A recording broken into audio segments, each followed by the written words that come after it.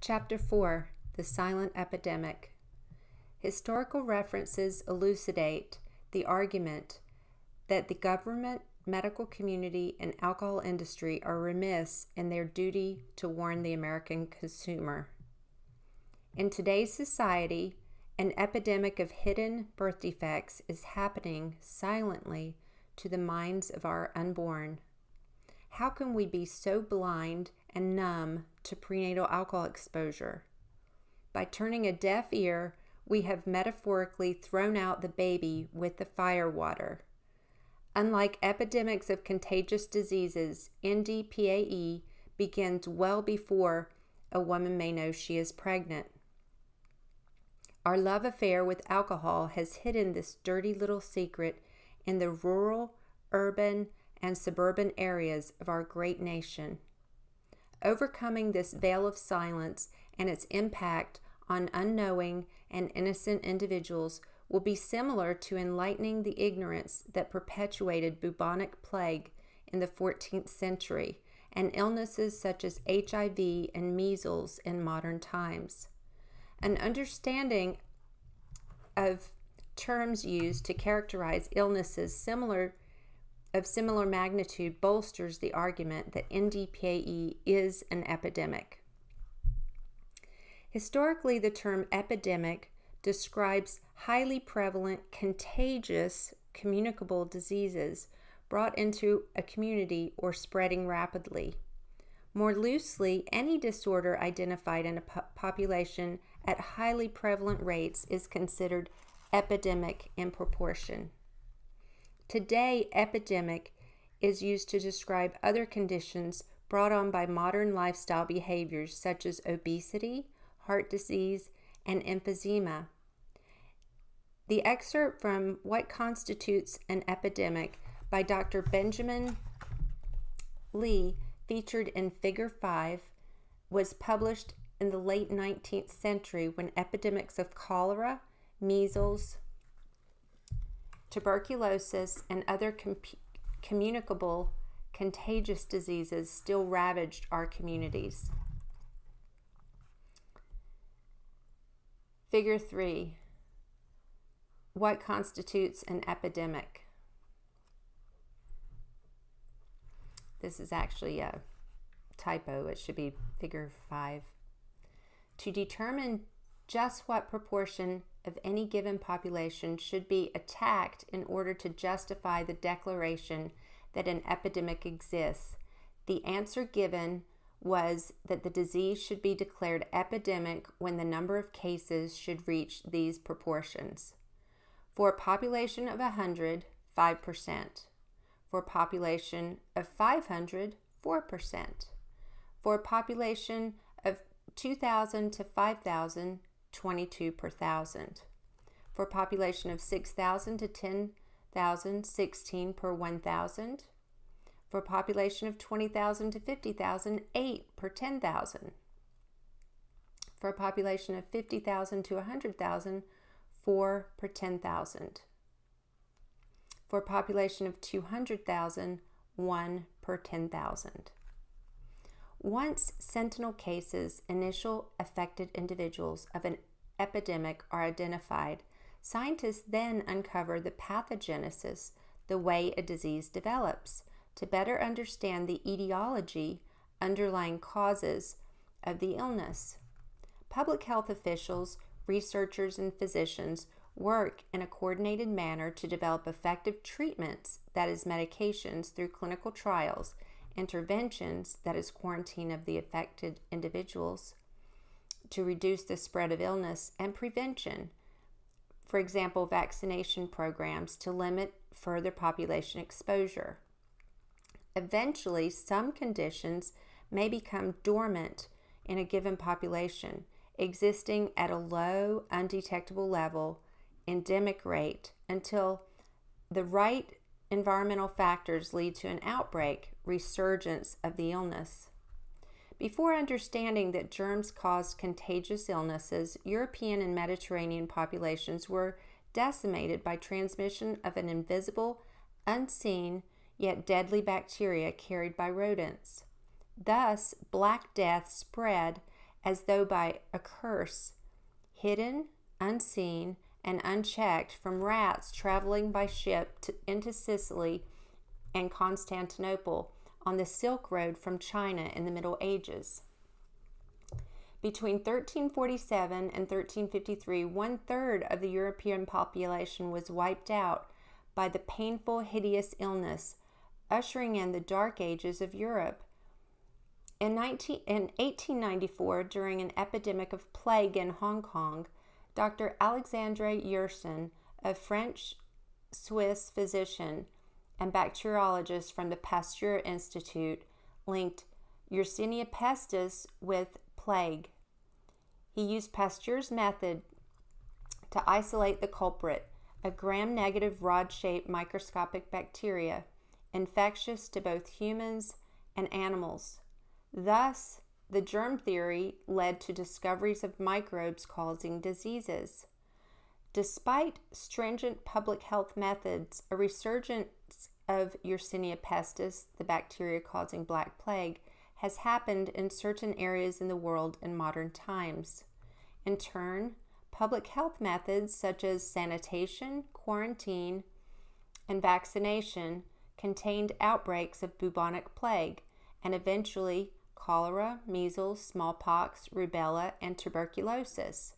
Each year, the World Health Organization reports thousands of plague victims who have much better prognosis with advances in medication for treatment. Sentinel cases are the first cases identified for a given illness that signal the onset of an epidemic. For the AIDS epidemic, the sentinel cases were homosexual men developing life-threatening weight loss and infections. Public health professionals, scientists, and medical doctors working together characterized the population affected, young gay men frequenting communal bathhouses in large cities such as New York and San Francisco, all with very low T-cell white blood cell counts. Other aspects of the pathogenesis became clear when the cause of the disease was found to be a virus, human immunodeficiency virus, brought to the United States from Africa. Eventually, it was found that the virus could be transmitted by sexual contact, intravenous needles used by drug abusers, blood transfusions in hospitals, and other means in which body fluids are exchanged between people. Doctors Ilian and Hitchens from Burroughs Wellcome Company developed the first treatment for HIV/AIDS, AZT or azithromycin, an inhibitor of the reverse transcriptase enzyme that helps the virus multiply in cells. The unprecedented success of the drug and the need for containment of the virus led to the Food and Drug Administration unblinding the clinical trial and allowing all study participants receive the active medication instead of placebo.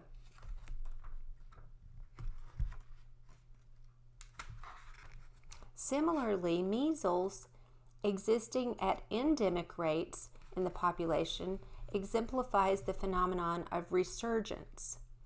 A few sentinel cases in a preschool, boarding school, or college signals a resurgence of the condition where children, adolescents, young adults are in close contact.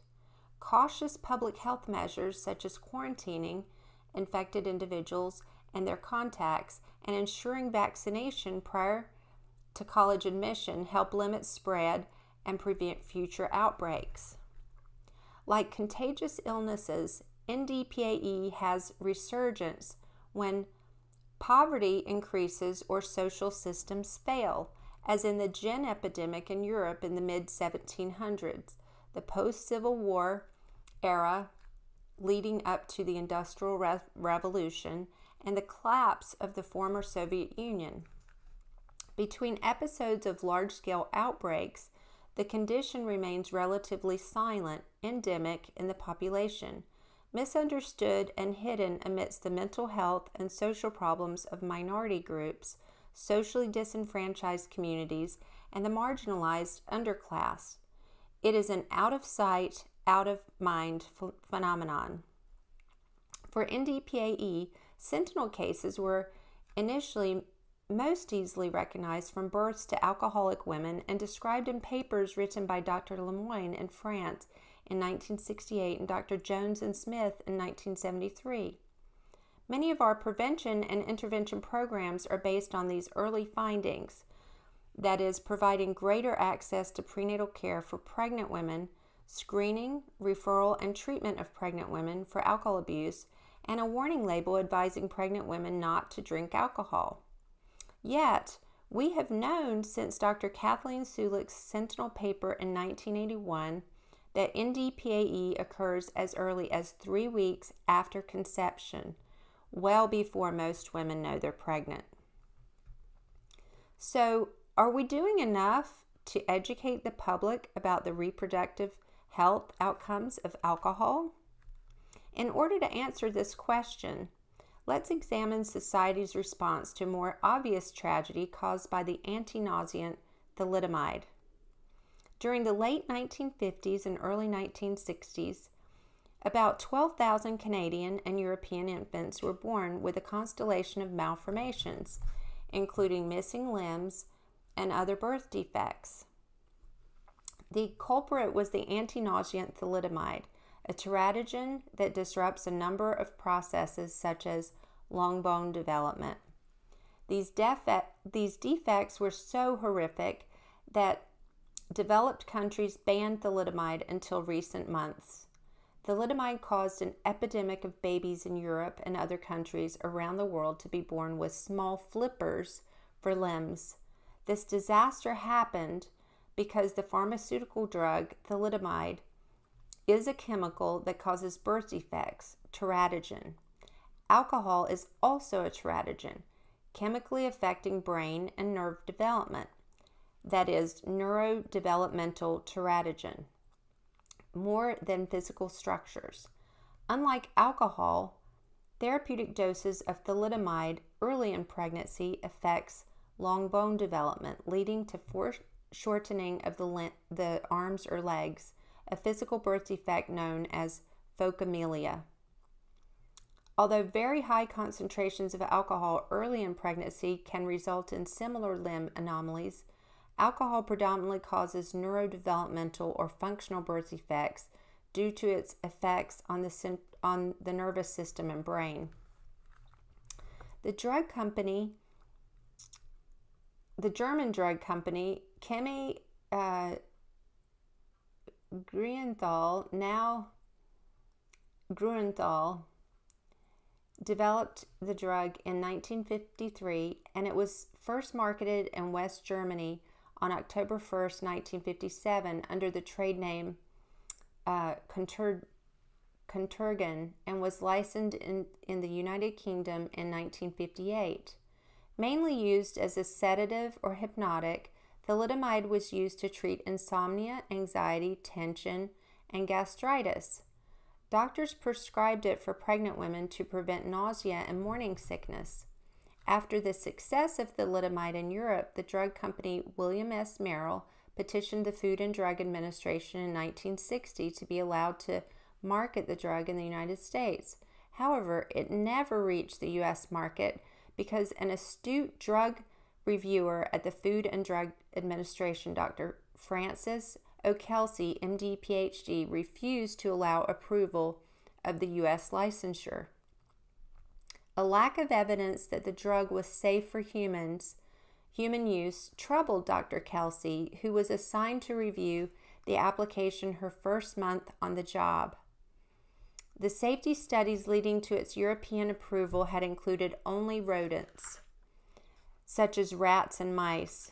Dr. Kelsey's insisting on further research due to insufficient safety data in primates kept thalidomide off the U.S. market for over a year, while drug studies were conducted in pregnant monkeys.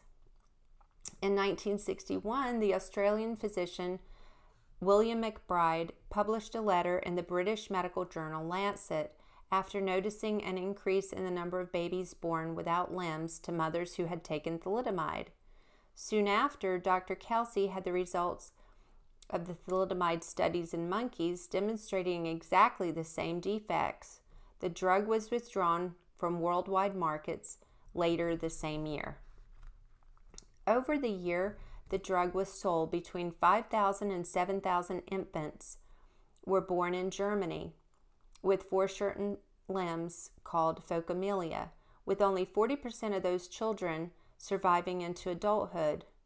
Other birth defects involved the heart, eyes, gastrointestinal, and urinary tracts, blindness, and deafness. Unfortunately, morning sickness, for which thalidomide was most widely used, begins in the first trimester during the process of organogenesis, or organ development.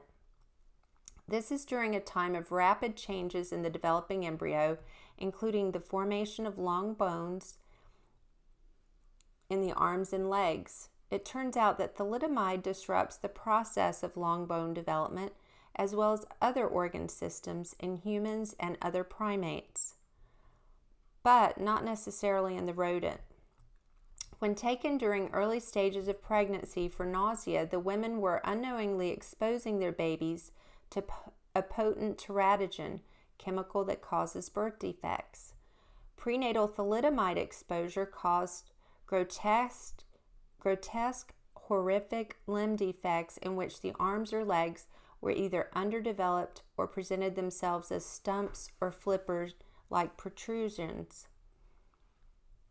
The magnitude of the public health crisis that ensued from the thalidomide disaster is more evident by calculating the incidence rate in the population, number of new cases per population at the time.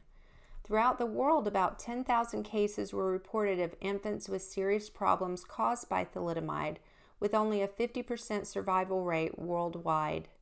With the entire world population in 1960 just at over 3 billion people, and in West Germany around 55 million, over the few years that thalidomide was marketed, there were 10,000 new cases worldwide, 1 new case per 300,000 people, and in West Germany, 6,000 new cases, 0.1 new case per 1,000.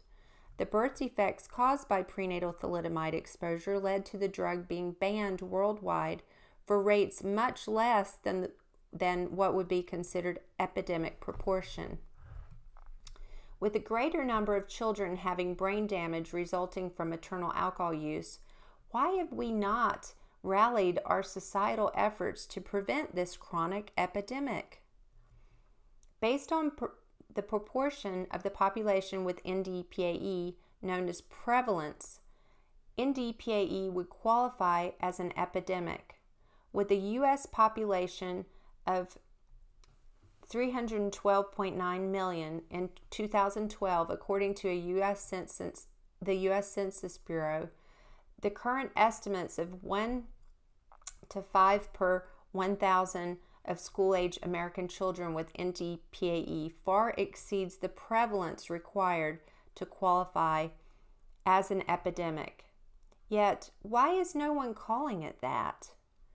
My educated guess is that if alcohol caused obvious physical malformations as drastic as thalidomide, that even the alcohol industry would no longer be able to minimize its effects on our offspring.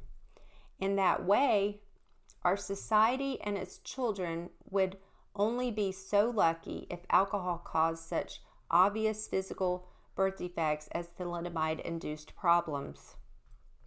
Philosophically, the horrific graphic damage caused by thalidomide led to society recognizing that its benefits were severely outweighed by the risks of harm to the population. If the damage caused by alcohol was as obvious to the naked eye, then it would not have caused so many generations of intellectual issues and disorders for so many people. Surely we would have prevented this from happening as we did by withdrawing thalidomide from world markets and improving pharmaceutical regulations. Although thalidomide was never licensed in the United States, it was distributed as samples to American doctors to try with their patients. It was common practice at that time for drug companies to pass on experimental drugs to doctors, who were then paid to collect data on their patients' results. Patients did not normally know or consent to their part in this loosely controlled research. Dr. Kelsey went on to write the federal rules that continued to govern every clinical drug trial in the United States and was the first official to oversee them. For her part in preventing the distribution of thalidomide in the United States, Dr. Kelsey was awarded the Distinguished Federal Civilian Service Medal by President Kennedy on August 7, 1962. Dr. Kelsey retired from the FDA in 2005 at age 90. In September 2010, the FDA awarded 96-year-old Dr. Kelsey the first Kelsey Award in honor of her service. The Kelsey Award will be awarded annually to an FDA staff member. In 1968, the UK manufacturer Distillers Biochemicals Ltd., now Diageo, settled a large lawsuit after a legal battle with the families of those affected. A media campaign in the UK developed to help garner further compensation to victims and their families, and included a front-page article in the Sunday Times, "Are Thalidomide Children a Cause for National Shame?" Diageo eventually paid out a total of £28 million during the 1970s. This would be approximately $11 million in equivalent 1970s U.S. currency and about $61 million in 2015 U.S. dollars. The positive outcome of the thalidomide disaster was development of a more structured drug regulations and control over drug use and development. The thalidomide tragedy moved Congress to pass legislation to protect patients from medical experimentation without their consent and to require testing of new drugs before their distribution. Since the time of thalidomide, oversight and monitoring by the Food and Drug Administration requires pharmaceutical companies to accept responsibility for damages caused by their products.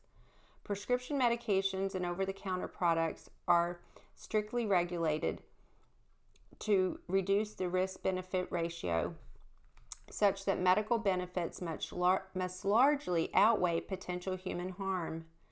I can't help but wonder how much better off we'd be if alcohol caused such obvious physical birth defects instead of the equally devastating but more hidden functional birth defects. Today, thalidomide is being marketed by Celgene as an immunomodulatory drug under the brand name Immunoprin, Talidex, Talizer,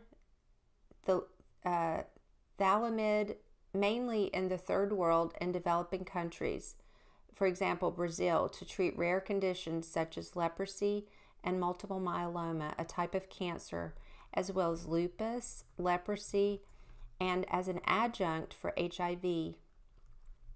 In order to prevent inadvertent prenatal exposure to this potent teratogen that caused the worldwide birth defect epidemic in the mid-20th century, physicians are ethically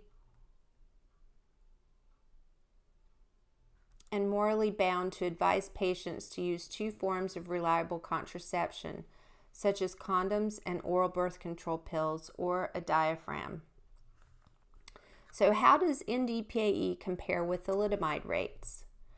In order to determine the numbers of children affected by prenatal alcohol exposure, the government uses techniques in epidemiology such as surveillance and cross-sectional studies similar to methods used to determine population rates for other neurodevelopmental conditions. Since clinical trials testing alcohol's effects during human pregnancy would be unethical on many levels, epidemiologic studies have necessarily become the gold standard to evaluate the effects of prenatal alcohol exposure in humans. In the information sheet, FASD by the numbers, what you need to know, The Substance Abuse and Mental Health Services Administration, FAS Center for Excellence, reports that FASD is the leading known cause of mental retardation. In the United States, prevalence of FAS is estimated to be between 0.5 and 2 per 1,000 births. Prevalence of all FASD combined is at least 10 per 1,000, or 1% of all births. Based on estimated rates of FASD per live births, FASD affects nearly 40,000 newborns each year. The cost to the nation of FAS alone may be up to $6 billion each year. For one individual with FAS, the lifetime cost is at least $2 million. According to the Centers for Disease Control and Prevention, the following comparison to other issues raising public health concerns points to NDPAE as the leading preventable epidemic of brain damage. Neurodevelopmental disorder associated with prenatal alcohol exposure. CDC studies have shown that 0.2 to 1.5 cases of fetal alcohol syndrome occur for every 1,000 live births in certain areas of the United States. Other studies using different methods have estimated the rates of FAS at 0.5 to 2 cases per 1,000 live births. Scientists believe that there are at least 3 times as many cases of FASD non-dysmorphic NDPAE as FAS. Studies by Philip May and colleagues find that 2 to 5%, 1 in 20 of elementary school children in suburban America have this preventable condition. Autism. About 1 in 88 children, 11.3 per 1,000 in 2008, has been identified with an autism spectrum disorder, ASD, according to estimates from CDC's Autism and Developmental Disabilities Monitoring Network. Cerebral palsy. Prevalence varied by site, ranging from 2.9 per 1,000 8-year-olds in Wisconsin to 3.8 per 1,000 8-year-olds in Georgia. The average prevalence of cerebral palsy across the 4 sites was approximately 3.3 per 1,000, or 1 in 303 8-year-old children in the United States. Down syndrome. Each year, about 6,000 babies in the United States are born with Down syndrome. In other words, about 1 of every 691 babies born in the United States each year is born with Down syndrome. Spina bifida. Each year, about 1,500 babies are born with spina bifida. In other words, more American babies are born each year with NDPAE than the annual numbers of new cases of autism, cerebral palsy, Down syndrome, and spina bifida combined with the entire worldwide cohort of infants born with thalidomide embryopathy. Based on an average number of children born each year with NDPAE, 40,000, there would be approximately 1.68 million individuals with NDPAE born since 1973, when Smith and Jones wrote their seminal paper characterizing the fetal alcohol syndrome. With cost to the government approximately $6 billion annually over 42 years, this would have been a savings of $252 billion minimum to the U.S. government for cases of FAS, dysmorphic NDPAE. Over the past 50 years, a number of descriptive terms have distinguished the brain damage associated with prenatal alcohol exposure amongst other neurodevelopmental disorders. Minimal brain dysfunction became widely known as attention deficit hyperactivity disorder, ADHD, with a fairly large percentage of NDPAE cases hidden within both conditions. Neurologists use encephalopathy to describe brain damage ranging from static, not causing changes on encephalography or EEG, to epileptiform, that is causing waveform changes on EEG, and epileptic, that is causing overt seizure activity with waveform changes. The resulting brain irritability can be seen in 24-hour continuous EEGs as epileptiform activity and spike and wave forms for some individuals. Psychiatrists describe various other neurodevelopmental conditions with terms like autism, pervasive developmental disorder, Asperger's disorder, learning disabilities, and even schizophrenia. Other neuropsychiatric conditions such as intermittent explosive disorder, bipolar disorder, and even certain personality disorders camouflage NDPAE. The quintessential masquerader, NDPAE, is a chameleon condition that shape shifts and morphs into whatever diagnostic paradigm a clinician chooses to see. The awkward social skills, language deficits, and motor problems look similar to autism or pervasive developmental disorder. The rage episodes, irritability, and aggression masquerades as bipolar disorder or IED. And the odd behaviors, alexithymia, and perceptual deficits may mimic cluster A or B personality traits. Don't blame the mother. Often, society sees the mother as wholly responsible for a child being born with NDPAE. A colleague of mine, Dr. Laura Riley, JD, an attorney in California, aptly describes the paradox in placing blame on pregnant women. Many have been poorly informed by the alcohol industry or may have medical, psychiatric conditions that inhibit their ability to respond to the same messages as social drinkers, that is, alcohol use disorders. Most people who walk by a visibly pregnant woman smoking would probably cringe. People might have the same reaction to a pregnant woman who drinks a bottle of whiskey per day. But what about the pregnant woman who is drinking a glass of wine at a cocktail party? Or what about a young woman who is blacked out from a binge episode and having unprotected sex? What about a sexually active alcohol consumer who has a mistimed pregnancy while adhering to the American Heart Association AHA's advice that daily alcohol use is beneficial? All of these situations are potentially harmful for the fetus. Given the information disparity and mixed messages, it is not surprising that nearly 20% of pregnant women have exposed their babies to alcohol at some stage of pregnancy, and nearly 1 in every 8 women of childbearing age drink enough alcohol to affect their offspring during early stages of an unintended pregnancy.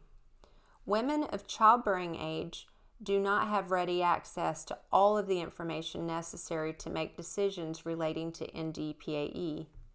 They cannot know what they do not know. Unlike our obligations as citizens to know the law insofar as we must comply with it, it is not our obligation to be kept up to date on medical studies. Since the early 1980s, we have known that the major malformations associated with alcohol occur with as little as 4 to 5 servings of alcohol per binge episode during the late 3rd to early 4th week post-conception. Sulik, 1983. Most women who are social drinkers may not realize that alcohol consumed during episodes of binge drinking at the critical early stages of development may lead to fetal damage. Since this is before most women know they are pregnant, even if a woman stops using alcohol when she finds out she is pregnant, the range of cognitive and physical disability may have occurred already. More about this can be found in Chapter 8. Figure 4, critical stages of early development. Our offspring are vulnerable to our lifestyle before we even know they exist. Most vulnerable period of embryonic development. The figure shows the embryo stages in days after fertilization, and you'll see that between day 7 to day 17, at the point the woman has missed her period, is around the time that neurulation happens and gastrulation. Gastrulation is when the GI system begins to develop, and neurulation is when the nervous system starts to develop, the brain and nervous system. And it's during that window, right around neurulation, when she's just missed her period, that dosing the embryo with alcohol is a really big problem. So between then and when she's missed her second period, this is when the organogenesis is occurring, and the embryo can be most at risk of fetal alcohol syndrome. So that's the facial malformations as well as the neurocognitive problems. At any point, even beyond that, the brain is still developing. The current problem is twofold. Approximately 50% of U.S. pregnancies are unplanned, mistimed, or unwanted, and nearly 14 million U.S. women binge drink. Detail about unintended pregnancy rates in the U.S. comes from a 2011 article in the journal Contraception. Following a considerable decline from 59 unintended pregnancies per 1,000 women ages 15 to 44 in 1981 to 49 per 1,000 in 1994, the overall U.S. unintended pregnancy rate has remained essentially flat since then. Excluding miscarriages, 49% of the pregnancies concluding in 1994 were unintended. 54% of these ended in abortion. 48% of women ages 15 to 44 in 1994 had at least one unplanned pregnancy sometime in their lives. 28% had one or more unplanned births. 30% had one or more abortions, and 11% had had both. The proportion of pregnancies that were unintended remained essentially stable between 2001, 48%, and 2006, 49%. That's from Feiner et al. In 2011. According to the Centers for Disease Control and Prevention, CDC, a recent CDC Morbidity and Mortality Weekly Report recognized binge drinking as a serious underrecognized problem among women and girls, with nearly 14 million U.S. women binge drinking. Women who binge drink do so frequently, about 3 times a month, and have about 6 drinks per binge. Binge drinking for women is defined as consuming more than 3 alcohol drinks, beer, wine, or liquor on an occasion. That is, over the course of an evening, at home, or socializing with others. Even more alarming is the age disparity in the drinking patterns. While 1 in 8 women aged 18 years and older report binge drinking, 1 in 5 high school girls binge drink. That's from the MMWR 2013. Attorney Laura Riley believes that it is impossible to charge a mother for liability for inadvertently exposing her child to alcohol prior to pregnancy recognition. There is a difference between moral responsibility and legal liability. In order to be criminally liable, intent is necessary, and it must be shown that the intent that is tied to the action taken. This is the legal doctrine of concurrence in the U.S. Black's Law Dictionary defines intent as the state of mind accompanying an act, especially a forbidden act. Intent is the mental resolution or determination to do some act. Reuters, 2009. That is, it would be necessary to show that there was at least knowledge that by consuming alcohol she was harming the fetus in the way that it was harmed, suffering from NDPAE. Being that most women do not know they are pregnant until about 2 months into their pregnancy, this intent is paradoxically impossible to impose for many women. For those who have a psychiatric condition such as alcohol use disorder, Better screening and treatment programs are needed for reproductive age women before they become pregnant, as well as widespread contraceptive use for all alcohol consumers. Another form of liability is tort liability, which can remove the intent requirement. Two modes of tort liability are strict liability and negligence. Strict liability is typically reserved for actions that are so rash and destructive that they should be punished even if intent would be difficult to prove, like owning wild animals that harm others or statutory rape.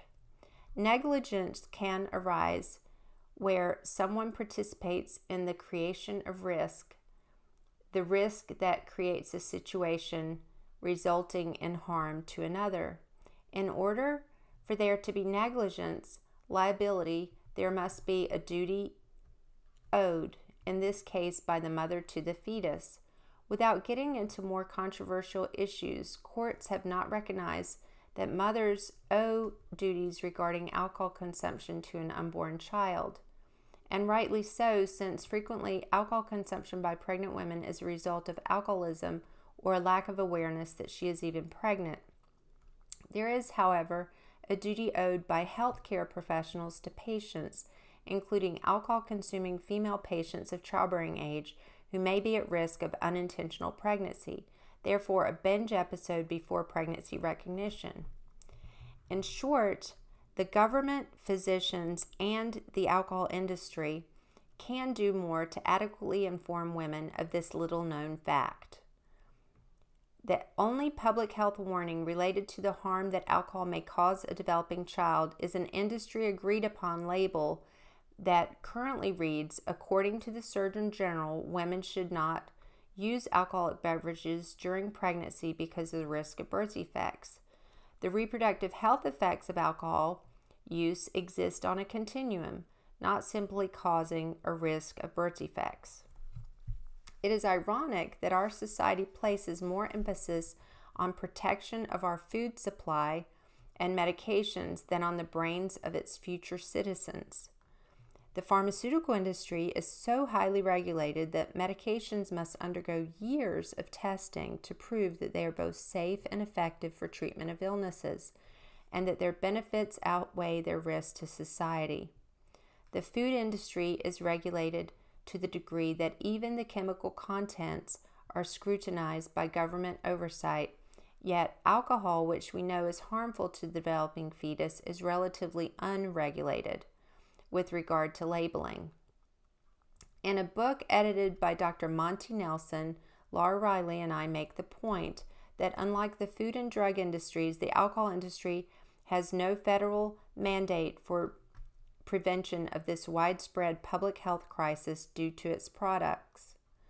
It has not been held accountable for the permanent brain damage to children due to use during early stages of pregnancy.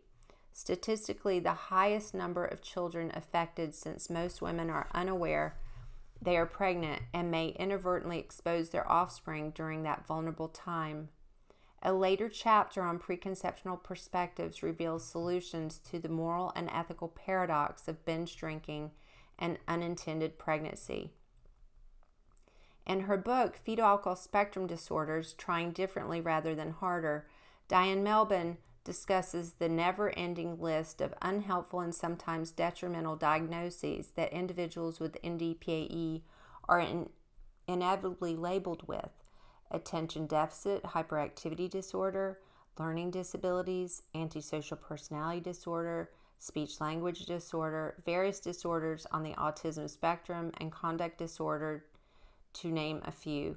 Other misdiagnoses for these patients include bipolar disorder, oppositional defiant disorder, schizotypal and schizoid personality disorder, borderline personality disorder, and schizophrenia. In a 2014 study published in the journal Psychiatric Services in Advance by Dr. Carl Bell, found that nearly 40% of 611 adult and adolescent psychiatric patients who attended the family medicine clinic at Jackson Park Hospital on Chicago's South Side had clinical profiles consistent with NDPAE. In comparison, only around 9% of the patients had true DSM-5 neurodevelopmental disorders, such as intellectual disability, ADHD, or autism. Others had been misdiagnosed with mental illness, such as bipolar disorder. Unlike most psychiatrists, Bell, who is a staff psychiatrist at the Family Medicine Clinic, admits missing such cases in the past. He is quoted by Psychiatric News that he did not have a clue how prevalent this neurodevelopmental problem was, and seeing these people clinically. Bell believes this issue is the biggest public health issue since polio. Most psychiatric disorders are thought to have a neurodevelopmental component with genetic, prenatal, and postnatal influences on their severity, trajectory, and prognosis. One such condition, schizophrenia, has been described as a developmental encephalopathy with neurodevelopmental causes and prodromal symptoms that appear autistic-like, that is, social communication issues, intellectual deficits, and soft neurologic signs. Psychiatric researchers like E. Fuller Torrey have pointed to biological causes of schizophrenia such as viral infections in the second trimester. Mary Green, in her eloquent memoir, When Rain Hurts, about her adopted son, Peter, who has NDPAE and autism, describes his auditory and visual hallucinations, leading to him being on several medications, including 2 highly potent atypical antipsychotics.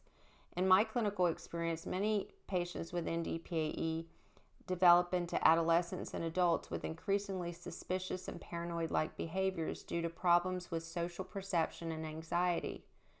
Some have anosmia due to a deficient olfactory bulb, a midline nerve in the brain, cranial nerve 1, responsible for the sense of smell, leading to deficits in perception of their own body odor that interfere with their hygiene.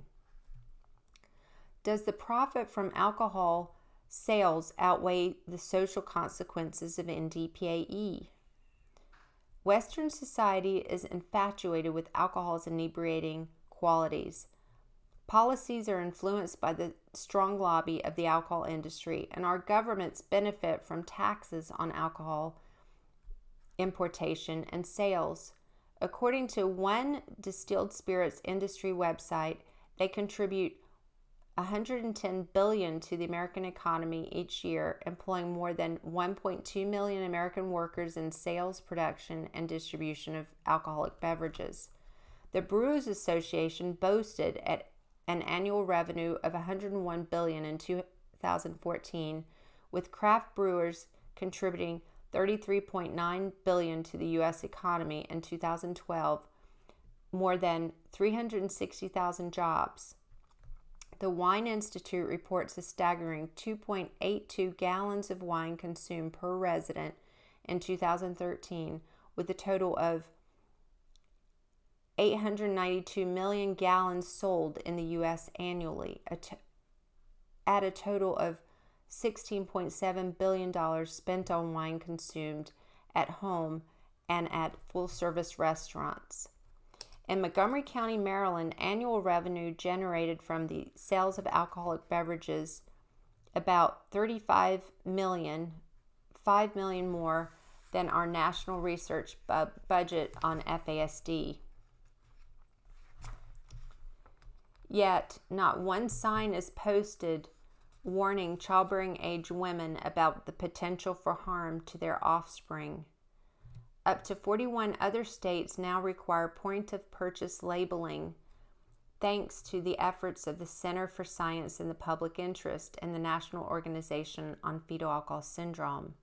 Yet such efforts fall short of targeting advertising by the alcohol industry of new girly beer, malt liquor, and wine to childbearing age women, contributing to a national public health catastrophe with international repercussions. Nationwide, 1 in 8 high school girls consumes at least 5 drinks of alcohol at least once per week, and 1 in 5 18 to 44-year-old women consumes a binge amount as often as once per week. With beer and wine consumed en masse as a social lubricant, and Western young women now drinking more hard liquor than their male counterparts, countless babies have already been exposed to moderate to heavy amounts of alcohol in the womb before we know they exist. These high rates of binge drinking in the face of a 50% U.S. unplanned pregnancy rate, that is, alcohol use and unprotected sex, has led to a hidden but preventable epidemic of brain damage in our future citizens. Considering the revenue generated by the alcohol industry in excess of $227 billion annually, a reasonable educated guess for the amount spent on preventing the brain damage associated with prenatal alcohol exposure may be at least $1 billion. However, the government's funding priorities on the revenue generated by the $23 billion tax on alcohol, tobacco, and firearms does not even include a line item for NDPAE. The mission statement of the Alcohol and Tobacco Trade Bureau includes consumer protection involving labeling compliance. To collect the federal excise taxes on alcohol, tobacco, firearms, and ammunition, and assure compliance with federal tobacco permitting and alcohol permitting labeling and marketing requirements to protect consumers. However, funding priorities lack strategic direction for consumer protection involving warnings to reproductive age individuals about consumption of alcohol prior to pregnancy recognition or even during pregnancy. Fiscal year 2014 priorities. Collect roughly $23 billion in annual excise tax revenues due to the federal government. Complete audits and investigations of TTB taxpayers based upon risk and random selection to ensure lawful operations and tax reporting and payment compliance.